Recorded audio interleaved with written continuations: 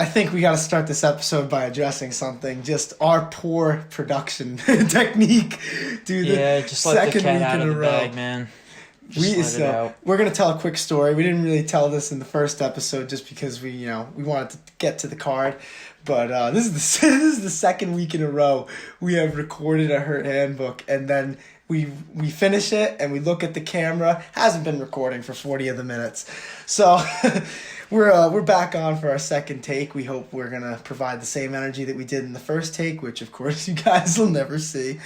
But no, we're still pretty excited. Obviously, there's still a card to talk about. Exactly, there's fights to break down, and we're gonna do it for you. So let's just get right into it, man. Let's get to the main event. Magomed Ankalaev versus Thiago Santos. Obviously, Magomed Ankalaev won by unanimous decision. And I mean, that fight pretty much went as I expected it to go. Magomed Ankalaev, he's just such a good striker. I mean, he only made the one mistake where Santos got him down, but Santos, he did a little better than I figured he'd do. I figured it'd be like really one-sided, but he had his moments. I mean, it was a chess match, honestly, but calculated risks is what I'd say Thiago Santos was taking. Yeah, and he essentially had to, and you saw he got the knockdown when he connected with that left hook. Yeah, and that was the one round but he won. I wouldn't even say Thiago. He didn't even really necessarily do anything wrong. Ankalaev is just better at this point in time, and he's younger, faster. It's just and like I was saying, Magomed did a really good job of controlling the cage. He had the center for most of pretty much the entire fight. Especially later as it went on, you could tell when Thiago was gassing out. He got that. Ankalaev had that. He had that sweep, I believe, at the end of round 4.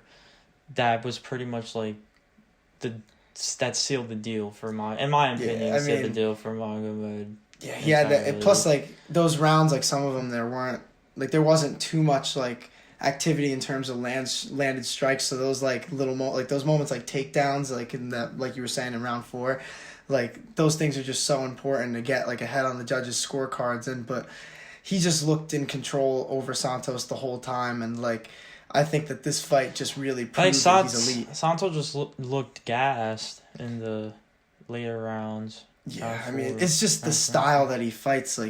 He can fight that composed style, but it's not his bread and butter. But then when he does it in this fight, it was honestly, I will say this, I did like the way he blended it together.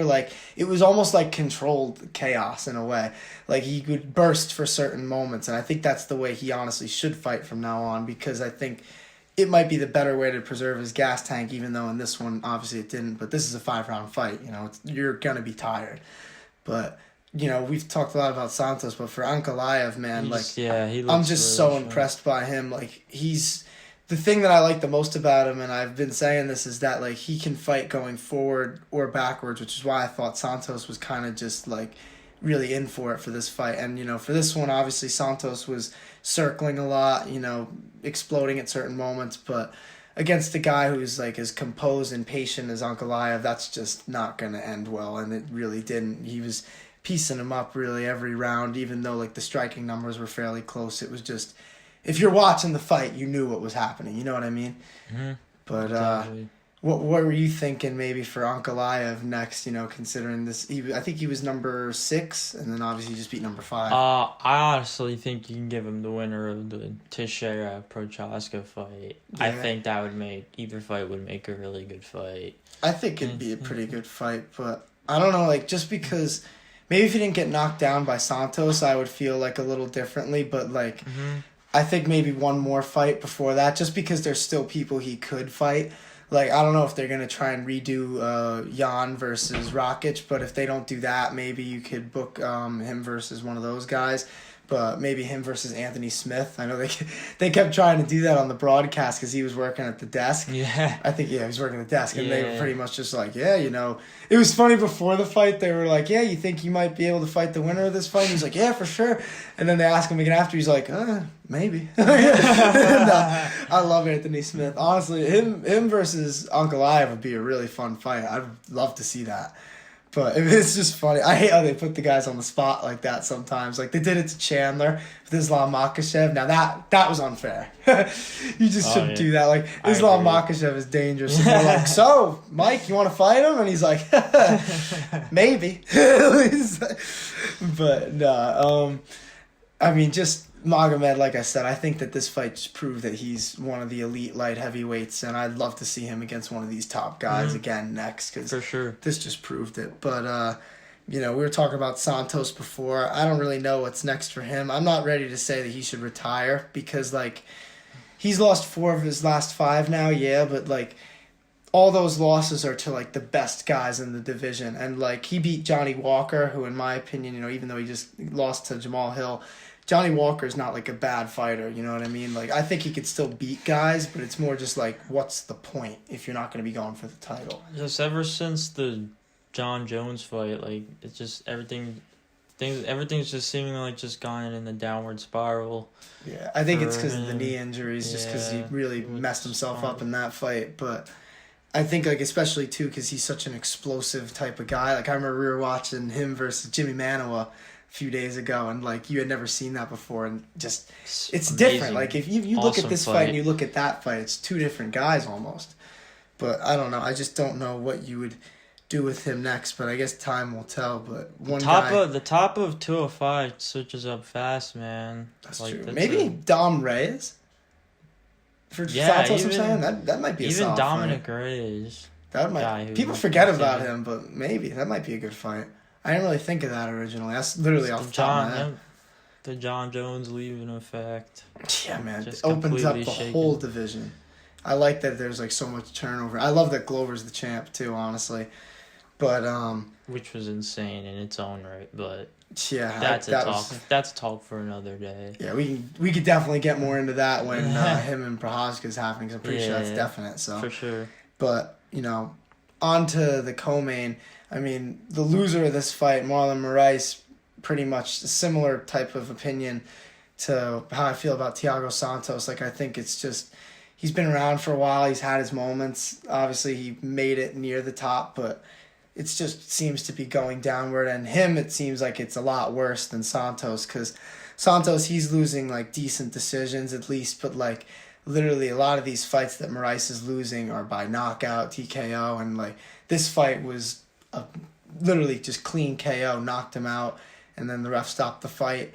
But before that, what was it? It was Merab was a TKO. Then I think before that was, what was it? It might have been Sandhagen, right? Or I don't know if even, God. He's, either way, like he's just been KO'd so many times at this point. I just don't like him going out there again, like for what? Like, you know what I mean? Like he used to be elite, and he's slowly like going downwards in the division. Song Yadong was, I think, number 12 or number 14. No, he's number 14. And then Marlon was number 10. So you'd think that Song is going to break into the top 10, but who knows what's going to happen with Marlon from here. But honestly, I'd like to hear your take on this, but I would like to see him retire. I don't really see why you're going to keep fighting. There's not a whole lot of room left, I feel like, for him. There's just so many killers in that division that are not even ranked yet, who are coming up and up, like on the up and up. But it's unfortunate, but it's just like, especially at 135 too, like you shouldn't be getting like stopped as violently as he's getting stopped in every single loss. Like those guys aren't hitting as hard as those upper like weight classes, man. So I just don't like that. But to more positive topics, the winner of this fight, Song Yadong, man, what a bright future. I mean, I stopped sleeping on him. Dude, after is he beat electric. Yeah, he's just so good, man. Like those combos, so quick, powerful. He did. That the age gap really showed itself in that fight. Like Song's really young too, isn't he? Like he's like early 24, 20s. I think. God, that's crazy, man. And he's got a long way to go in that division. I'm saying, like in a good way. Yeah, he's got a long career he's ahead of him. He's fun to watch, though. I'm impressed by his stand up a lot, because like at first he was a pretty good wrestler and he had hands, but like it's really developed over time, like at Team Alpha Male, I guess. And in this fight, obviously, it was just a beating, clearly just a beating. Within like the first 2.5 minutes, knocked him out and just really not much more to say about that. It's just a dominant performance. But maybe for Song, we were thinking about this earlier, but like, what fight would you think maybe for him next? I know we got Font versus Vera coming up. That's who I said. I think Rob Font makes a really good. Him and Vera, that's a good fight. I mean, depends on who wins that. I mean, and plus Font, he's got. Yeah, it depends on how he recovers from that Aldo fight. Yeah, broken orbital. And Aldo had a broken orbital, which is kind of wild. I don't know how many times I've seen that. 2 guys who got that injury. Nuts. But, man, I'd like... But yeah, that was a bad loss for Rob Font. Yeah. I feel like this is a... Him and Vera is a good matchup, I think. That's going to be a war, I have a feeling. As all Rob Font fights always tend to be, unless he's just dominant.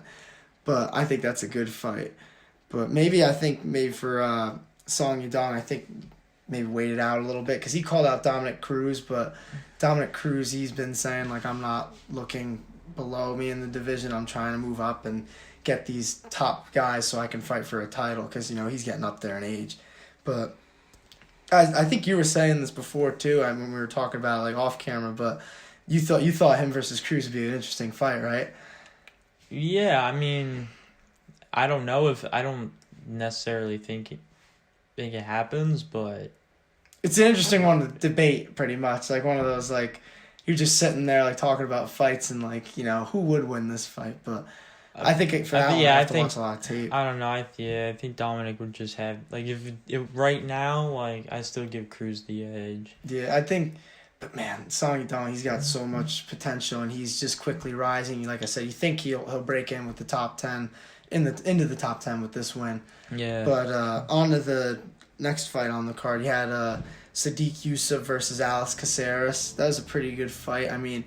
The one thing that I just would note is just the power from Sadiq Yusuff and the leg kicks were clearly just bothering Alex and stifling that great movement that he has. But what were some of your thoughts on that fight? Even the grappling for Sadiq Yusuff was pretty impressive, I'd say. It got the job done when it needed to as well in that first round. He's very strong. I've everywhere. Like I don't think he's the most technical grappler, but he has that strong wrestling presence, pretty decent takedown defense. He has good control up against the cage. He did that a couple times against Caceres, but it's weird because Caceres, he's so unorthodox that people always seem to have a little bit of trouble with him, and there were moments that he did good. The end of the first round, he had that he took his back, and then he tried for a couple standing rear nakeds in there. He really goes for it, and I enjoy that, but. Sadiq Yusuff, he's obviously rising in the division, and this is a good win for him to return to. For sure. But he called out Bryce Mitchell, which I think you were saying, I know you don't think that it would go too well for him. I mean, you believe in Bryce's grappling. Yeah, I do. I really do. Yes, I mean, same here. I kind of I think that Bryce is one of those guys who's going to be around for a while. And I think Sadiq has a lot of potential, but... Yeah, I think Sadiq could have... Bryce is a dangerous matchup for anybody right now, I think. But Bryce, honestly, he might be towards the top of the division. We'll find out maybe in his next fight. But, man, Sadiq Yusuff, I think that maybe you could have him against Josh Emmett. I think that'd be a fun fight. That'd be a slugfest unless Josh Emmett tries to just take him down. But talk about it. Man, just 2 guys with pistons for hands. I would love to see that fight. It's one of those ones that you just see don't blink. You don't want to leave the room. Don't go to the bathroom. Don't get a drink. Just sit down and watch it. So maybe they'll book that fight. And as for Caceres, I mean, we were talking about guys like Santos and Moraes, but Caceres, he's had some losses, but obviously before this he was on a nice win streak. But there's guys who fight for money. There's guys who fight for the glory, and then you just have guys like Caceres who just love martial arts and want to showcase that. So for guys like that, I'm never ready to push them out the door. I think he did a good job early on, trying to make Sadiq wrestle. Yeah, and he was talking about that too. He said he doesn't think that he's comfortable in those situations. Yeah. And Sadiq honestly proved that he's pretty decent in those situations. Yeah, I mean, good enough to win. Sadiq's such a dangerous striker. Yeah, people sleep on how strong he is in the clinch and stuff, and I think maybe Caceres might have a little bit too. Just because, there were moments in that fight where he was controlled against the fence. But, I'm not ready to say that Caceres should go away. I think that he's one of those guys, and he's still young too, even though he's been around for a while. But I think he could be just. You could put him against anybody who's fun in that division. You'll have a good fight. I mean, he was ranked 15. Yeah, he's still in that top 20, 25 range. So it was a good fight for sure. Yeah, and on to the next one though. We were having some. Let's just start with how brutal this finish was in the Khalil Roundtree versus Carl Roberson fight. Just that kick to the body while he was on the ground. Yep. Just violent. Feel that in like your gut, like when you're just like sitting there thinking about it, right? It's just scary, man. What'd you think of that fight? Just dominant, right? Yeah, I thought it was. You know, on our last take of it, I was just at a loss for words. It was like, because I was.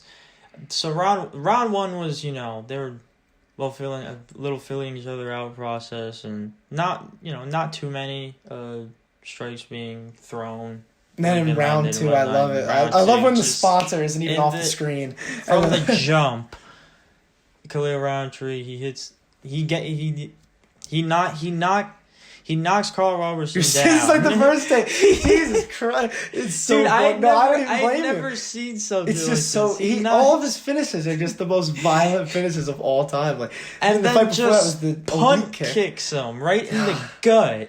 Jesus. Like, and then... You know how much that probably hurt? Like, that wasn't even the finish. And then he gets him back up. It's just...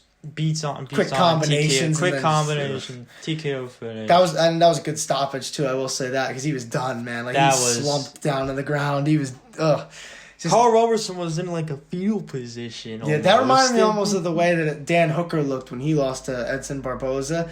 But obviously that fight was very brutal though. But this one was just the finish was just scary. But man, I was just like. Clearly, this one you're getting tongue tied with it again. Like if you're having like flashbacks of it, you just got to think about that from Carl Roberson's perspective. As Carl Roberson's on his knees. It was almost like he was holding a football, like when he was like ready to kick a field goal, but he just didn't have the football, and instead of kicking the football, he decided to kick Carl Roberson in the stomach. He's just like, yeah, you know what? I don't like you very much. Just kick him right in the liver, just as he's trying to get up. I love that that's legal. Man. Like, people don't really do that much in MMA, those kicks to the body when people are on the ground. But, man, it ain't effective. But after that was before that, I should say. But another great fight that we definitely got to get into is Drew Dober versus Terrence McKinney. But before we get into the fight itself, this will be a good time to address my fantasy lineup. But I didn't even ask you this in the last take. Did you play this one or no? No. Since I had to catch up with the card late too. I didn't even get to. I was busy the entire. I feel it. It's more fun to play it when you're watching it live anyway. So I feel that. Man. I'm definitely. Of course, I'm gonna be playing some. This was a really good card to play too. Yeah, and I mean, I had some success. I mean, going into the final few fights, it wasn't looking so good because. Early on, I had Azamat Mirzakhanov. Yeah, if I played Chris Matinho screwed me over. We'll get into those later on, obviously, but like for this fight, I probably would have had some Chris Matinho. That would have been unfortunate. Yeah, so you saved a little. Well, either way, though, who knows? I did all right. Yeah, because I was losing money at first, but then. Going into because the Terrence McKinney fight after that, I figured I was screwed because I picked him. I was preaching about his value, and I still stand behind that. At 7,200 on DraftKings, that was a steal. Yeah, man. And he came out guns blazing. He knocked Drew Dober down. I think the values we talked about definitely they showed they belong. They can hang around maybe in the that's UFC, true. But... I mean, they did. It was a lot of the fights on this card. They were like. So close, but not close enough. Yeah. But for this fight, it was a little more frustrating just because he had Drew Dober hurt. But I was saying this before, too. Like, as he was trying to pounce on him for that finish, you could tell that he was trying to have one of those statement wins. Like, he had all those first-round finishes coming in.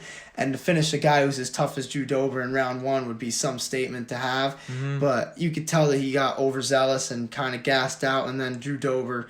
got up and hit him with that knee. What a turnaround. Jesus. Jeez. That was a beautiful finish in itself. Like the Roberson Roundtree fight kind of like overshadowed it in the brutality of it, but honestly, like that knee by Drew Dober was vicious and the ground and pound after that quickly stopped the fight, man.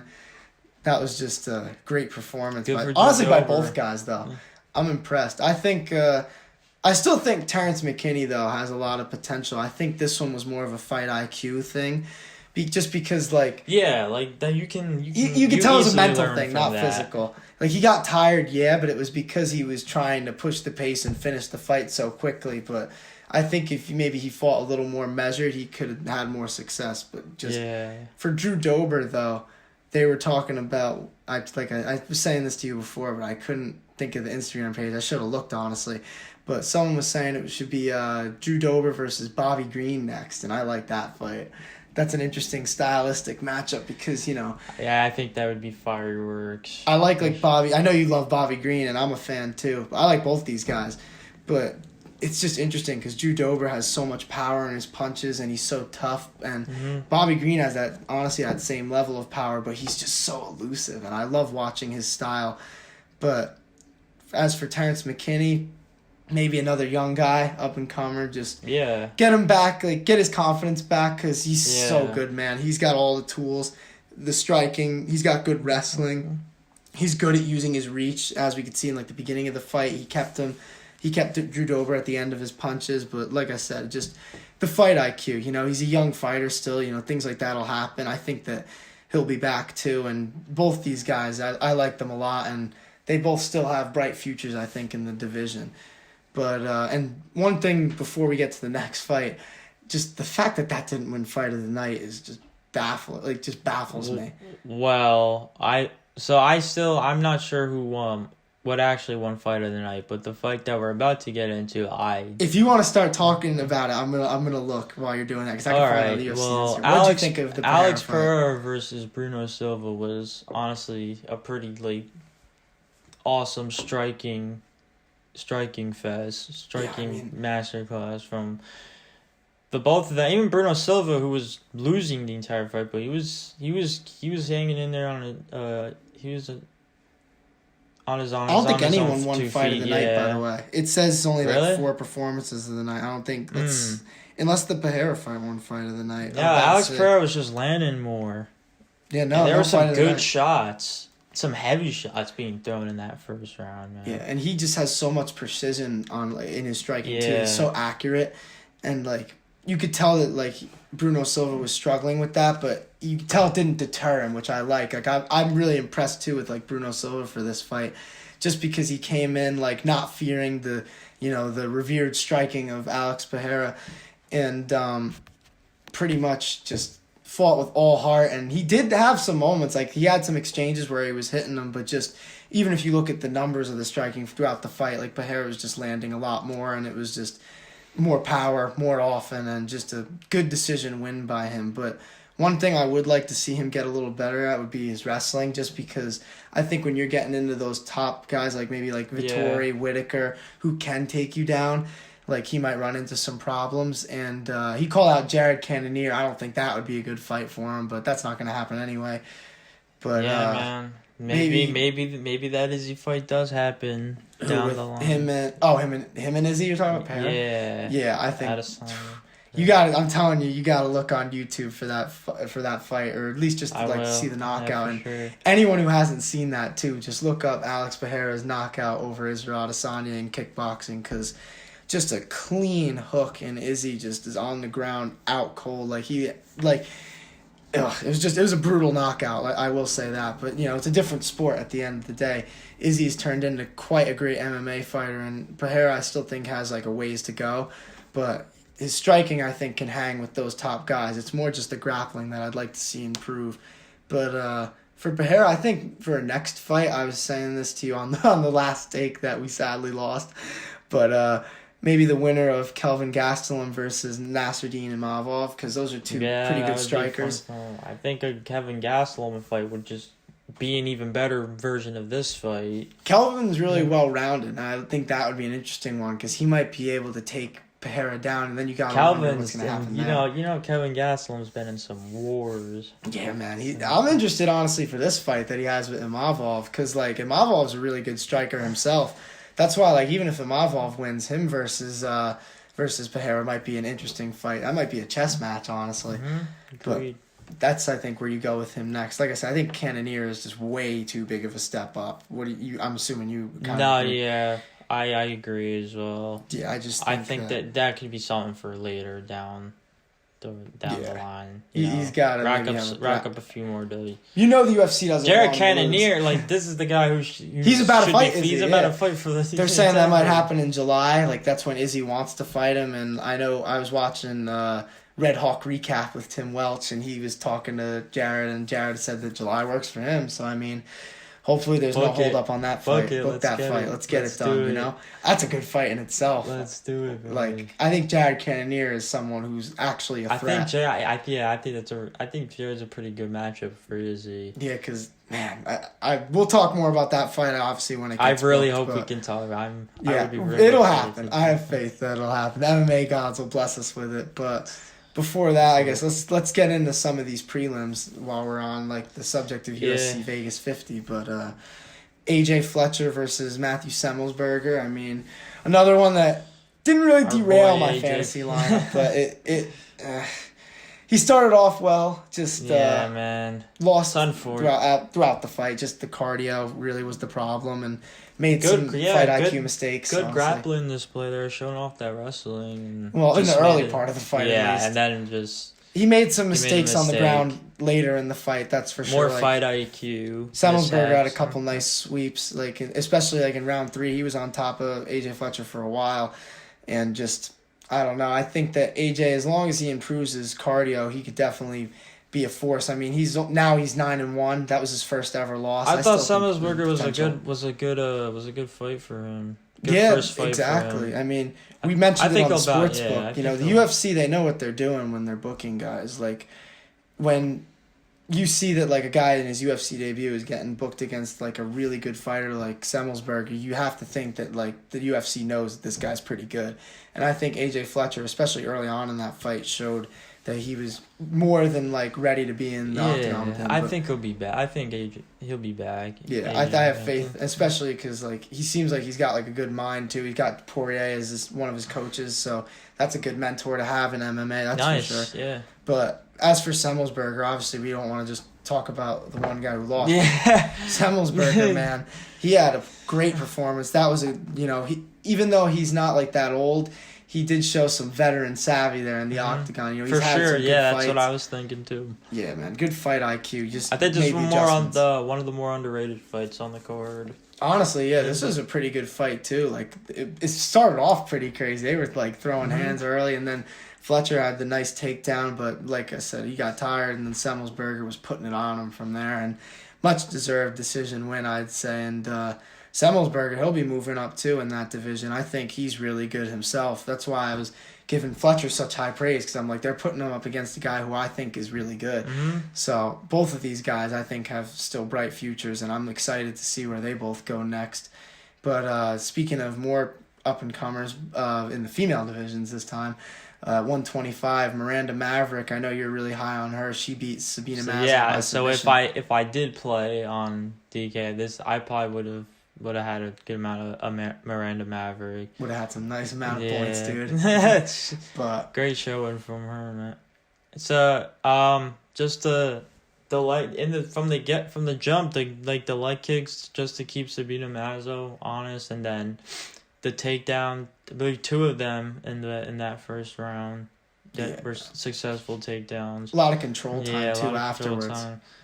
But then in round 2, and then the finish, that back take was so quick, man. Oh my god! And like, she had it under, and that was just a good all around showcase for Miranda Maverick. I thought that was a great way to rebound from the Erin Blanchfield loss, because me, I'm very high on Blanchfield. I don't think she's anybody like that. Nobody in that division should want to fight her right now, in my opinion. Yeah. Like, there's not much to gain from it if you're in that upper echelon. But back to Maverick, that was just a great way to rebound from that loss, and I think that she'll probably fight another ranked girl next. I would hope, at least. I think she's good enough, because she just showed, especially in this fight, she showed that she had the all-around skill, because like the takedowns are set up by her work on the feet. She has great kicks. She's good at mixing it up to like the head, body, and legs, and she has great feints. And she had a lot of great feints that set up good level changes that led to those takedowns. Just an impressive performance by her. I'm intrigued to see what's like to come with her. I really think that she's a good fighter, and I'm excited to see where it goes from here. But from there, another fight that was an interesting fight was Dolce versus Cody Brundage. That was an interesting comeback, dude. Yeah, talk about interesting. Yeah, I mean, Dolce, he looked like he was going to win that fight. Yeah, interesting choice of, fight. Just I don't even more fight IQ. That was a recurring theme. I think, don't. in this yeah, card. like just the.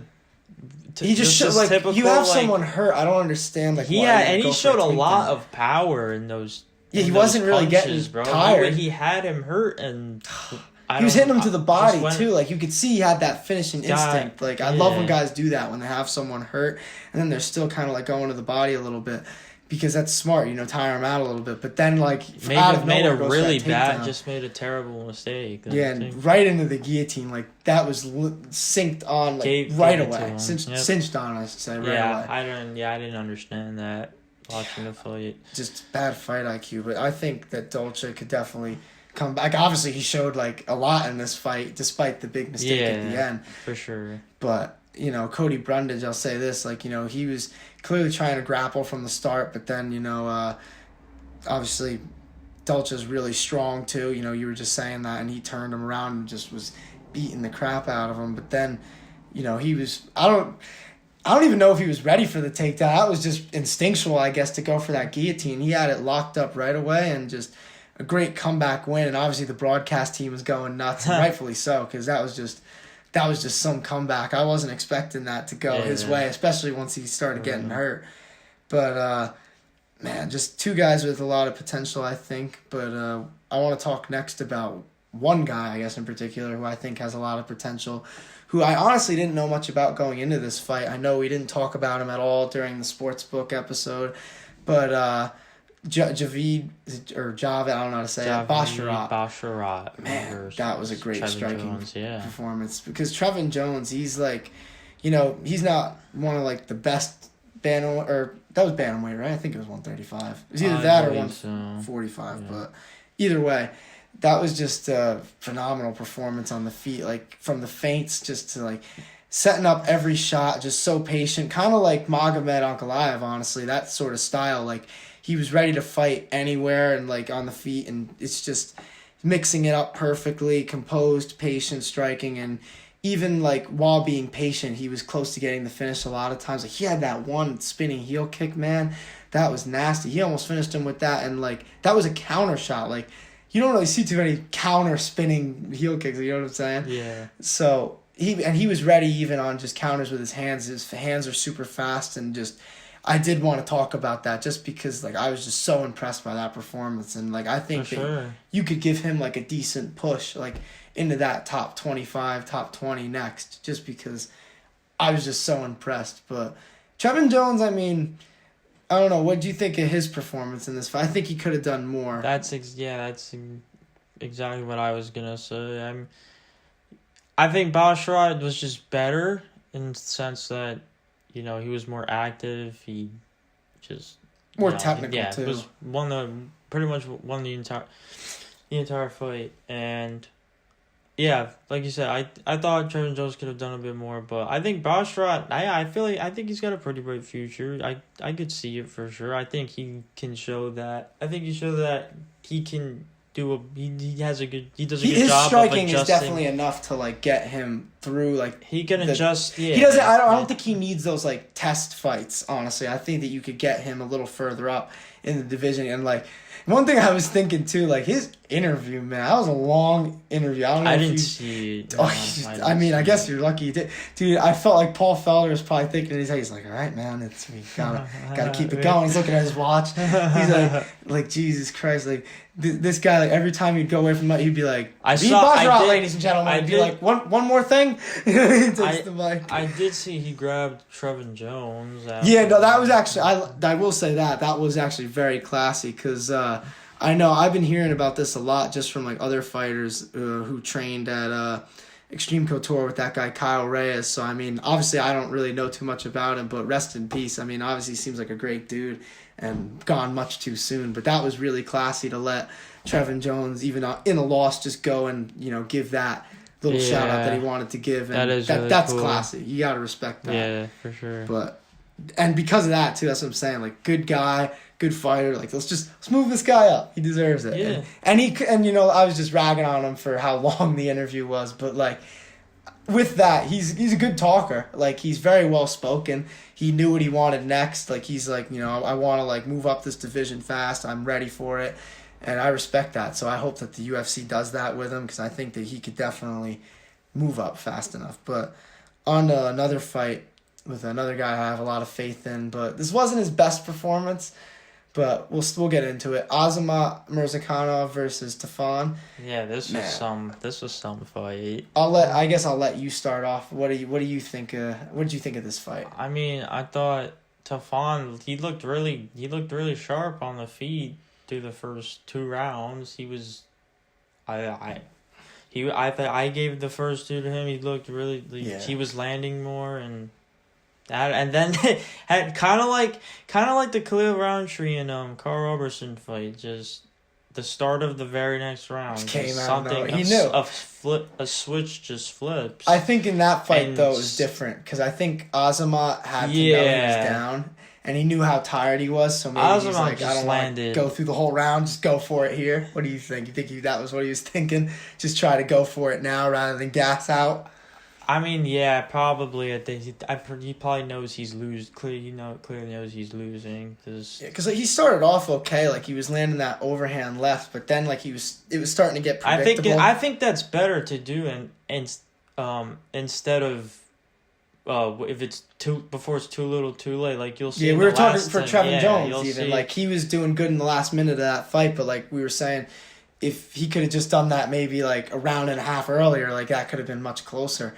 But for this fight, though, I think that, like, Azamat he was doing all right at first, but then he got really tired. Tired. And I don't like that he's getting tired, like, late in the first round. That's, like, my thing. And he's undefeated still, thankfully, for his sake, but he's got to improve on that cardio, that's for sure. Like, you can't just be winging overhands and then gassing out in the first round. And then even the knee was like...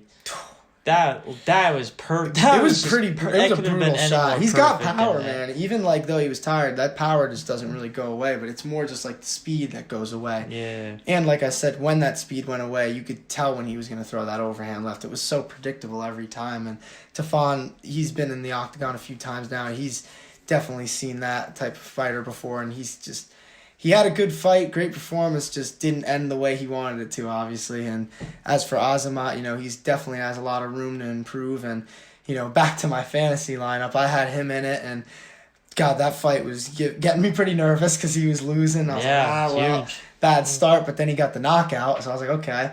And then the next fight, Chris Matinho gets knocked out in the first round. I know you didn't get a chance to see that fight, but...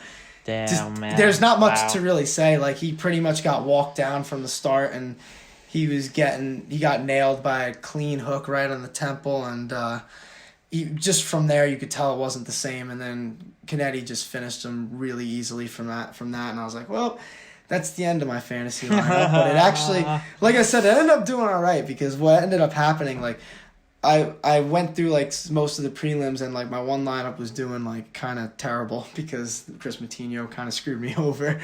But then from there though, I saw that there were like those late contests on DraftKings, so I was like, all right, I'll put a couple lineups in there.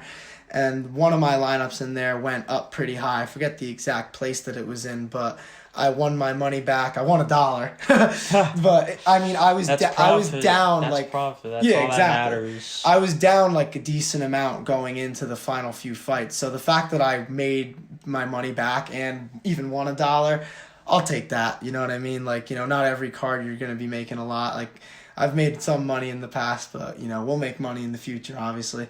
$1 is better than no dollars. That's what I'll say. But, famous saying from Rob Cardillo. Yeah, you should put that. They should put that on a T-shirt. Honestly, maybe we'll put that on a T-shirt at some point down the line. Who knows? Some Hurt Sportsbook merch. Be on the lookout for that. But literally though, I mean, just, I guess before we go, what would be either, I guess, your biggest takeaway or just like maybe your favorite moment of the card? Just whatever you want to note, I guess, before we go. Just one moment. I mean, favorite moment, I guess. You probably know by now, but the Roundtree Yeah, dude, I know. Roberson fight. Tiz gets so nervous thinking about that. He gets a little tongue-tied. Like, it's just nerve-wracking. Awesome. That was pretty sick to see. Yeah, that was a brutal finish. Mine, personally, was when Song Yadong beat Marlon Moraes. That was just a great performance. I think that's one of those performances that's the start of something special. You know what I mean? Yeah, and like in terms of takeaways, just I hope like the landscape of light heavyweight I feel like it's wide open right now. Yeah, like, ever since John Jones left. See the winner of the Teixeira Prochaska title fight, and we'll see what happens from there. I mean, those top guys. Mr. Ankalaev gets either one. We'll see. I don't know. I still don't want to see that yet. I want one more fight. Right. Give him one more win. All right. Because you got to get some promo material. You know what I'm saying? Yeah. If he's that good, let's see. Because, like, that's one thing, and we can get into this a tiny bit because it's just, like, a general MMA topic. But, like, I've never been, like...